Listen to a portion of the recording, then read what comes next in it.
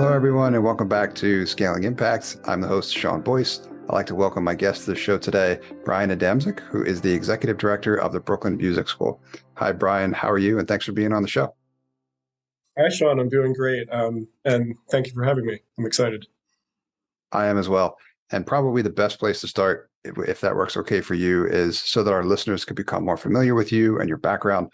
Can you describe for them a little bit more about your background and how you became the Executive Director? Sure. So, my background began as a professional musician. I went to school in Philadelphia and was based in Philadelphia for many years as an active saxophone, clarinet, flute, and oboe woodwind specialist, jazz major.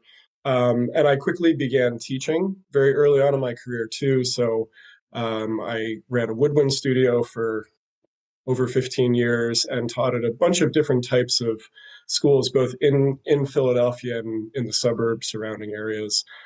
Performed all over the place, a lot of different cities on the East Coast in particular. But then I became very interested in the idea of coordinating and putting together different types of music programming. So that sort of led me down more of an administrative track as of about 8 or 9 years ago. I then landed at the Kimmel Center for the Performing Arts, which is a huge nonprofit in Philadelphia that has a multi-campus, multi-venue setup. So that was an amazing experience. And sort of through working in the education department there, which was really trying to reach and create access to music programming for Title I students in the public school systems of Philadelphia, and some teaching I did at Temple University through a community scholars program. Then it sort of dawned on me that I was really interested in trying to reach demographics that may have otherwise not had access to music that I love so much and love teaching, and it's been a huge part of my life. So fast forwarding to just a couple of years ago in 2020, I arrived at the Brooklyn Music School, where I actually began as the director of programming and productions.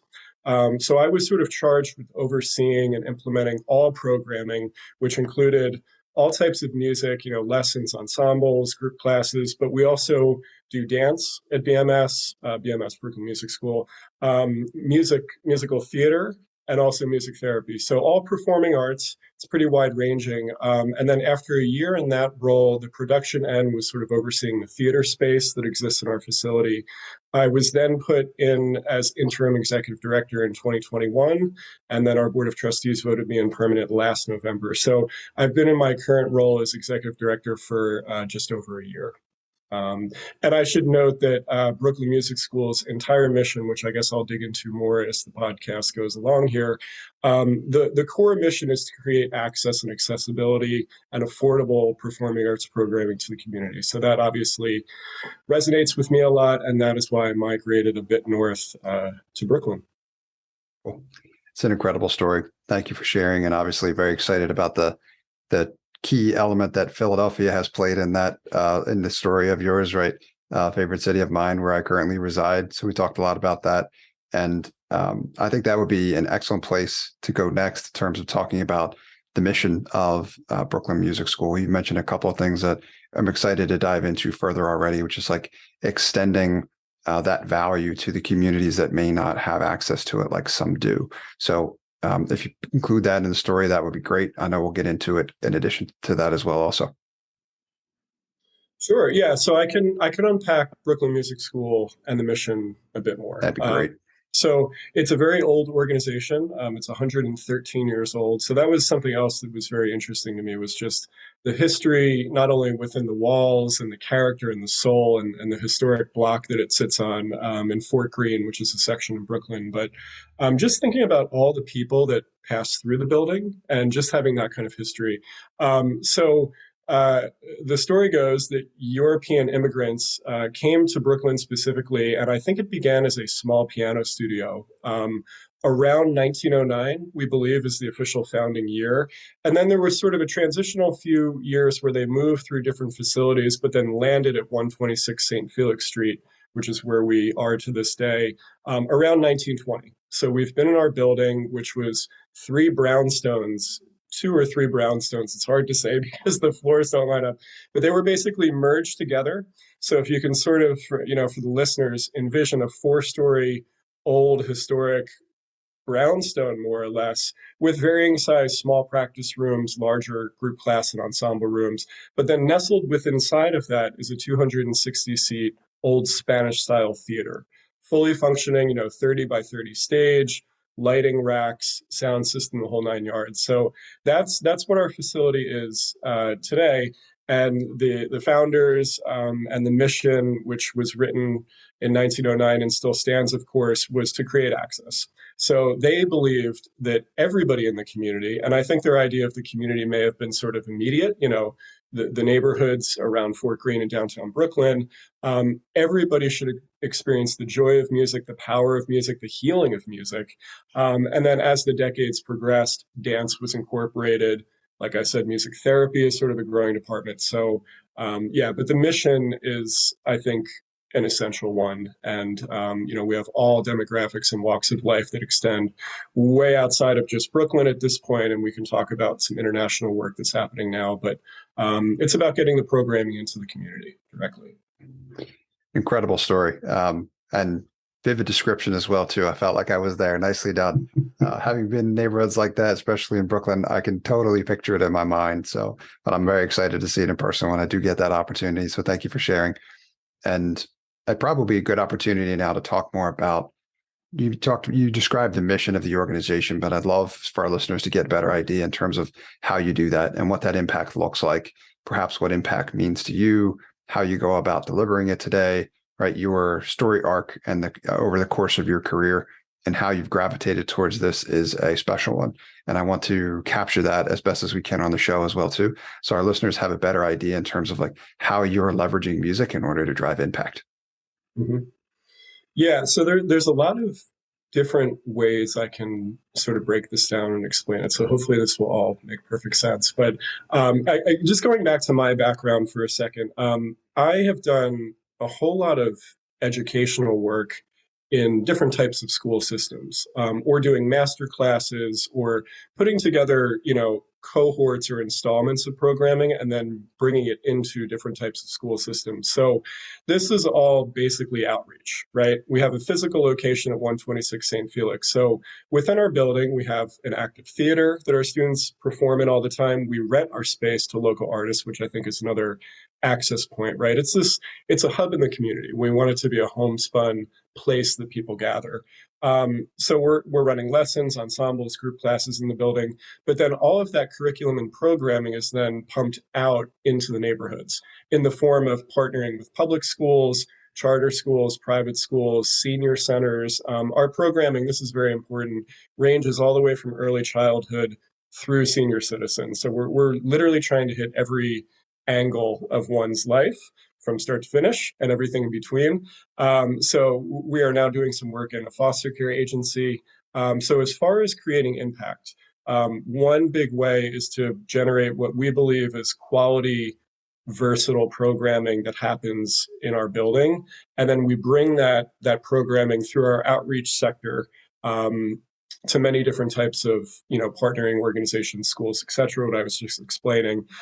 So that creates a much larger impact. We're literally reaching more people. And then there's indirect and direct impact that we like to think about a lot. So for example, direct impact is, let's say we're in a public school in Brooklyn and we have a whole fifth grade class that's going to take intro to guitar.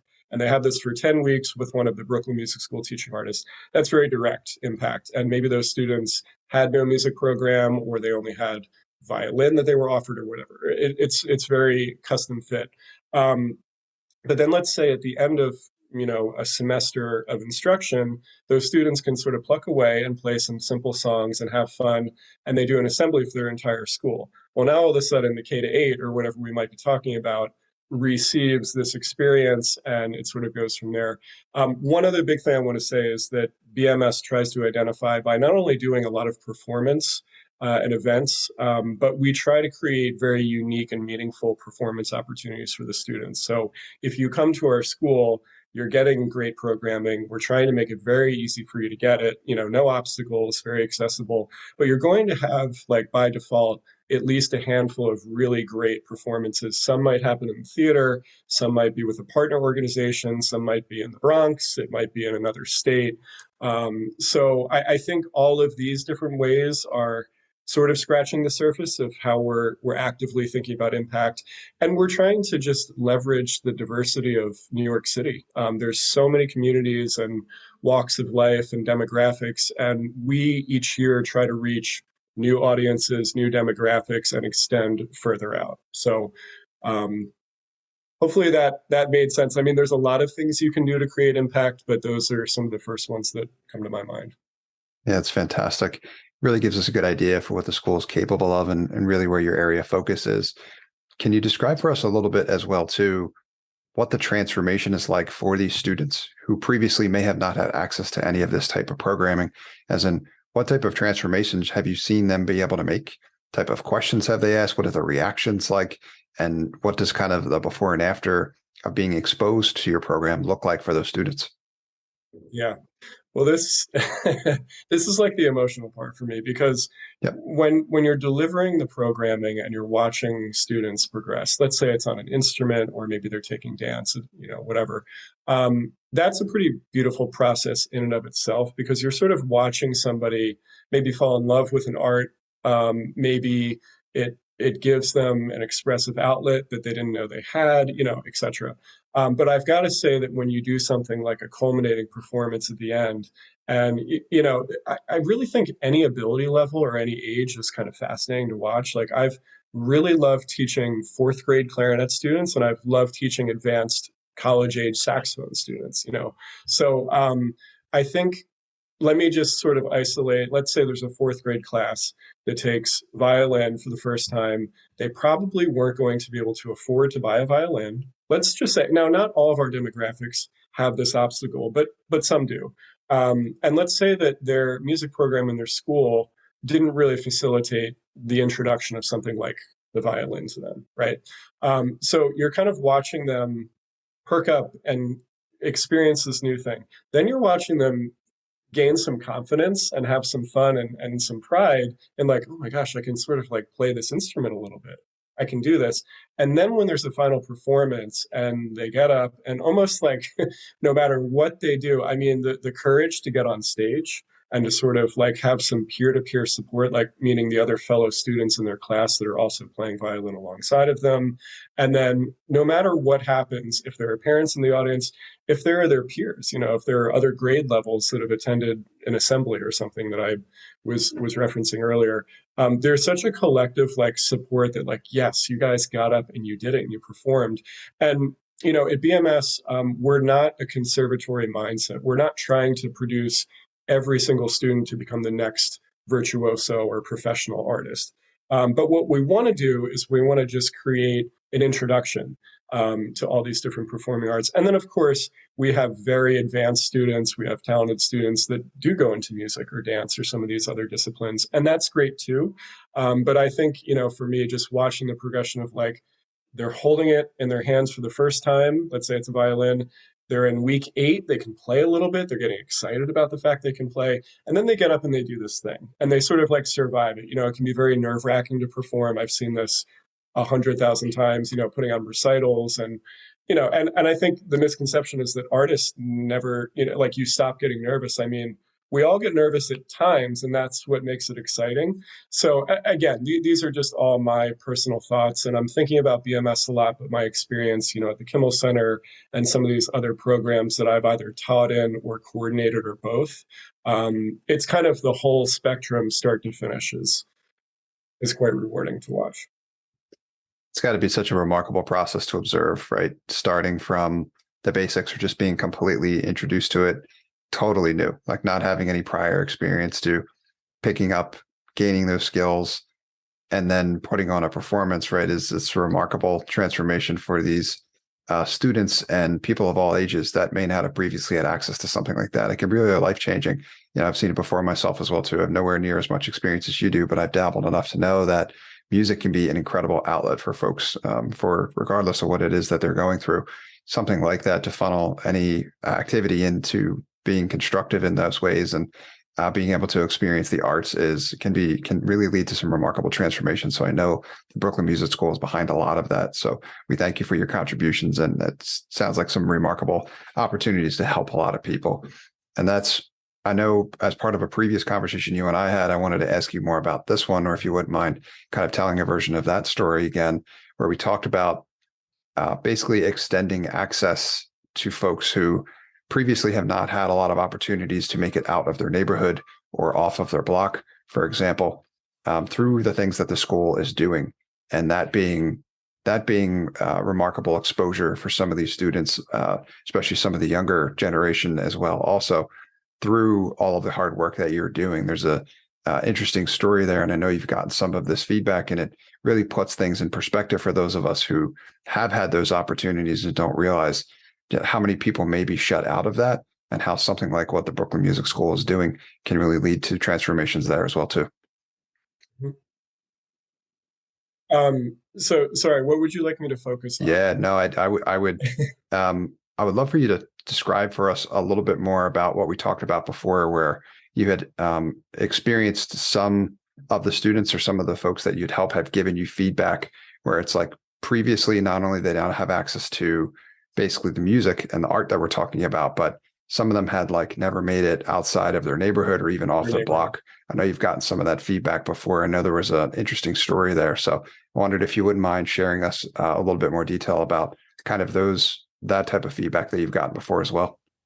Sure. Yeah. So now I know exactly what you're referring to. So this, if it's okay, just to pivot off of BMS for a moment, this was a program that I ran in Philadelphia, and Awesome. it was rooted around the introduction of jazz as a genre, as a part of history, especially in our country here. So one component of this program that ran for a couple installments that were 10 weeks each. The students were third to fifth grade, just to give everybody a picture of what age we're talking about. They're being introduced to all these different, components of jazz and artists and songs and repertoire. But everybody would get to go on a field trip at some point during the 10 weeks. And we would partner with a particular jazz club venue in the city of Philadelphia.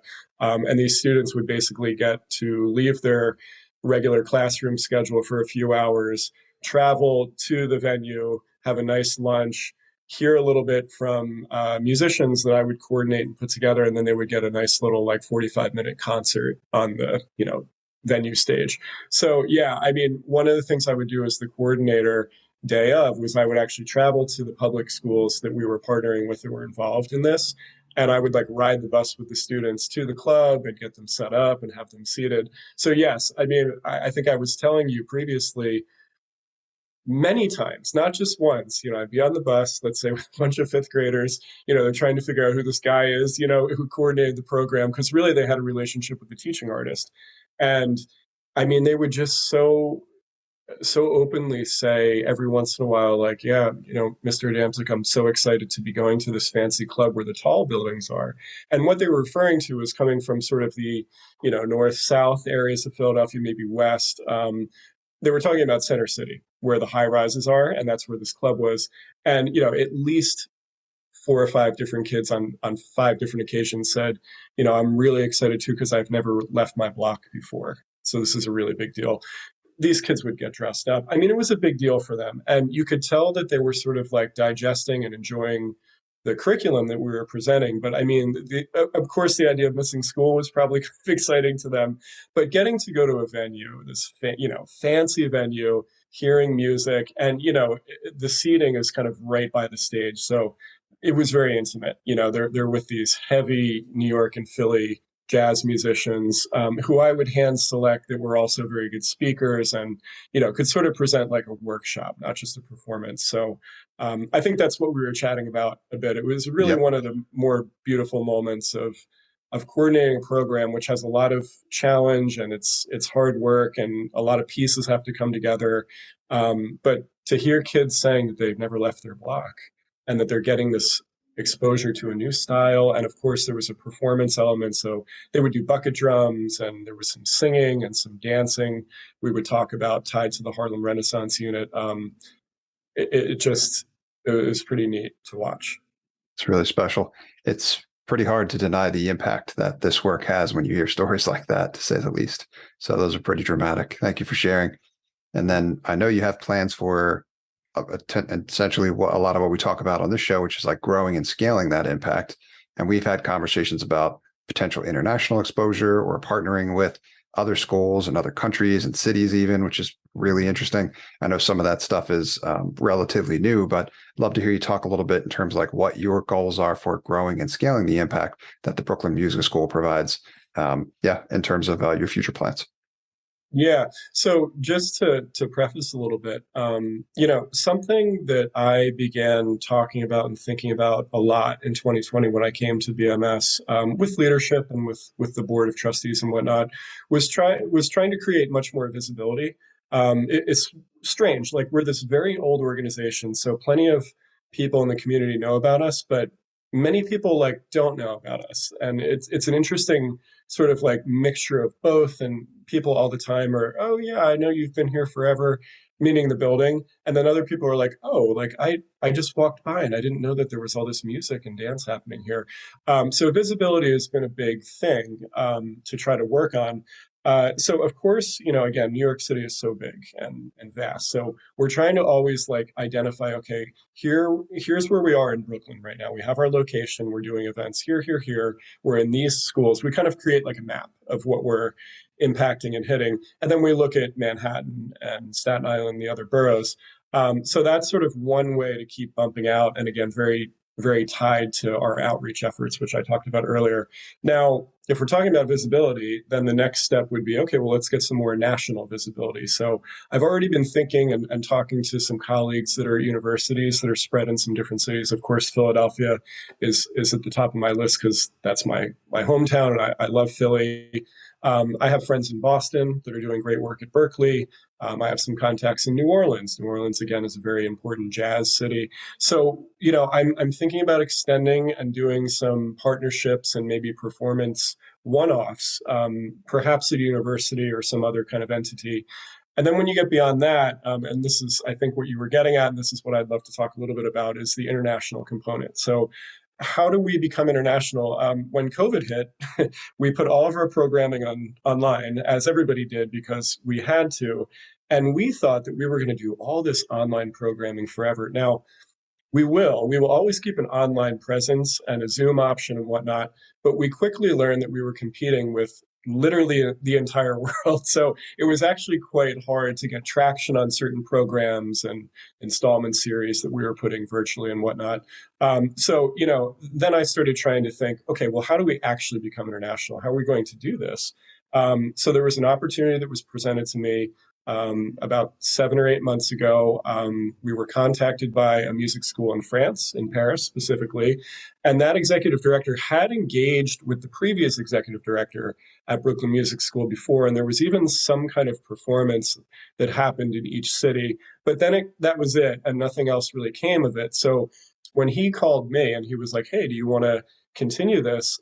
I was very excited because, without going into too much detail, Paris as a city means a lot to me as a musician, as a saxophone player, especially classically trained, studying the Paris conservatory, professors and whatnot. And then there's a huge jazz presence, and there always has been. So I couldn't have been more excited when he said, let's talk. Let's think about how we can develop this. So that resulted in him flying me over in June to meet his community, work with the students a little bit. There was a bit of a language barrier. I've got to get my French together fast. But there was plenty of English and translations. I conducted their student ensembles and their orchestra, and they did a performance at a big outdoor festival in Paris, one of my last days. And I I played clarinet. It was pretty amazing. So that started this new relationship between the schools and between he and I, the other executive director. So now I've been back a couple of times, and I'm just trying to understand, how we can really keep the relationship building. And what's most important to say is that it's rooted around a student exchange, a student cultural exchange. So the main premise is that the students at Brooklyn Music School, some of them at some point in their time with us will have the opportunity, we hope, to travel to Paris and not only sort of mix with the students at this French school, but also do a performance in Paris, maybe a joint performance. Some orchestral students from BMS join the orchestra at the French school. So we also want them to travel to Brooklyn and do the same thing. So I also have my eyes set on faculty exchange. So, some New York musicians go over to Paris and sort of present their lineage and background. Their teaching artists come to Brooklyn. So I think the idea of just a cultural exchange, between the two countries, but specifically New York and Paris, and sort of all the historic ties artistically between those cities, makes for a very strong, case to form a relationship. Sure does. That sounds like remarkable plans to me. And if you ever need anybody to accompany you on those trips over to France, you let me know. I'll do my best. I know enough to be dangerous with French, but I certainly don't speak music like you do. We did talk about that as well. I imagine music has a tendency to cut through that language barrier as well, too, right? Almost like mathematics, kind of like a universal language. So it's really cool that you were able to conduct and or play with them instantaneously, essentially, because you both speak that language, which is really cool. So that's a beautiful moment as well. Yeah. I mean, I think we were chatting about that a little bit too. Yeah, definitely some language barriers. We're getting to meet each other for the first time. Like, you have to spend time with somebody to create a relationship. But I will say that when I was playing, and even when I was just conducting and sort of like moving through a rehearsal, which I've done, again, thousands of times as a longtime teacher, there was no obstacle. Like it was so organic, and there was sort of, and I would say between myself and the teaching artists in particular over there, like this kinship of just, yeah, like you're musicians too. Like it's kind of it's a community, and it did not matter. It was another continent and mostly French, so it was pretty Very neat. cool. That's Yeah. so cool. Amazing. Well, thank you for sharing, Brian. Thank you for being here and telling the story of the Brooklyn Music School. We're very excited for your plans. Excited to have you back as those start to materialize. And before I let you go, I ask you a couple of quick questions so people can know where they can go to learn more. That's probably the best place to start, as in, where would you point people to where they can go to learn more about the Brooklyn Music School and see, how they may be able to get involved to help as well? Yeah, so I think the best way is to visit our website at brooklynmusicschool.org. And if you just search Brooklyn Music School in Google or whatever, it will come up quickly. That website, we've done a lot of work on, so it's very easy to navigate. It's going to give you donation means if you want to look at that. It's going to break down all the programming, the staff, the personnel, all the events, the calendar. And then, of course, we have social media presence that we're sort of trying to build and grow on. So you can certainly just search Brooklyn Music School on Instagram, Twitter, and Facebook. In terms of YouTube, I would have to get back to you about that. We have posted a lot of things on YouTube. I don't know if we have our own channel, but the other three social media platforms are safe. Fantastic. And any of those links that you want to share with me as well, too, we'll make sure that they get in the show notes. So any of our listeners want to learn more, they can click directly in our show notes and get them to those platforms as well, too, where they can learn more. And then the last question I have for you is, who should reach out to you and how can they get in touch? Well, you can email me. So we'll put those in the show notes. That's probably the best way. I'll put my office line in my email. I kind of check email constantly. I've got to work on that. But yeah, I mean, I'm extremely accessible. Just to kick that word around one more time in this episode. I'm on the ground. I'm at the school all the time. So if you're in New York or Brooklyn, please come see us, come see me. But shoot me an email. That's going to be the best way. Fantastic. Thank you, Brian. I really appreciate you being here and telling the story. I'm very excited to share it with our audience. Thank you so much for having me. Appreciate it. You're very welcome.